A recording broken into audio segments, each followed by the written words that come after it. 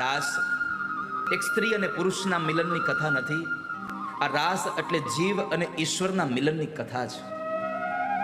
આ રાસ કોઈ પ્રાકૃત પુરુષે રચાવેલો રાસ નહીં, આ તો પૂર્ણ પુરુષોત્તમ ભગવાન કૃષ્ણએ રચાવેલો મહારાસ છે. અને ભગવાન સ્વયં એમ કહે છે કે જ્યાં જ્યાં પણ મારો મહારાસ રચાય, એ મારા મહારાસમાં કોઈ એક ચક્કર લગાવે તો એને 84 લાખના ચક્કરમાંથી છોડાવવાની જવાબદારી ભગવાન કૃષ્ણની બની જાય છે. એક ફેરો મારે ખાલી તો આ આવાગમનના ફેરાઓ ટળી જાય. પ્રભુ 16 શૃંગાર સજી વન્ય સંપત્તિનો શૃંગાર કરીને ભગવાન વનમાં ગયા અને પરમાત્મા વેણુ નાદ કરે.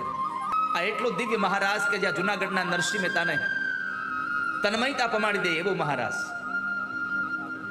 પવિત્રતામાં રચાય એવો મહારાસ, ઉન્મત્તા પ્રગટ કરી દે એવો મહારાસ, તન્મયતા પમાડી દે એવો મહારાસ કે જ્યાં નરસિંહ મહેતા રાસને જોવા ગયા અને એ રાસને જોતા જોતા જ્યારે મશાલ સળગી ગઈ અને હાથ સળગવા લાગ્યો ત્યારે એને પોતાને ખબર નથી કે મારો હાથ બળી રહ્યો છે, મારો હાથ સળગે છે, પોતાને ખબર જ નથી. પ્રભુમાં તન્મયતા પમાડે એવો મહારાસ રાસ હશે કેવો કે જ્યારે નરસિંહ મહેતાને ખબર જ ન રહે કે મારો હાથ બળે છે.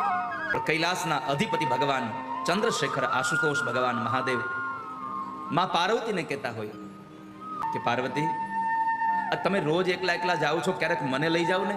ક્યાં? આ તમે રાસ જોવા જાઓ છો ને. માતાજી કીધું પ્રભુ બધી વાત સાચી, રાસમાં પ્રવેશ ન મળે. કેમ? રાસમાં તો પુરુષમાં એક કેવલ કૃષ્ણ, બાકીની બધી જ ગોપીઓ છે. મંડલાકારમાં ગોપીઓ છે અને વચ્ચે એકમાત્ર પુરુષોત્તમ કૃષ્ણ છે. પુરુષને અધિકાર નથી. અરે પણ ગમે તેમ મને લઈ જાવ ને, એકવાર લઈ જાવ, મારે એ રાસ જોવો છે. માં પાર્વતી ના પાડે, પ્રભુ જ્ઞાન લઈ જ ન જવાય, પુરુષોને અધિકાર નથી, મારે શું તમને લઈ જવાય. ભગવાન કહે છે કામ કરો, પુરુષને અધિકાર ન હોય ને તો મને એકવાર તમે ગોપી બનાવી દો, હાડી પહેરાવી દો, પણ મને લઈ જાઓ ત્યાં.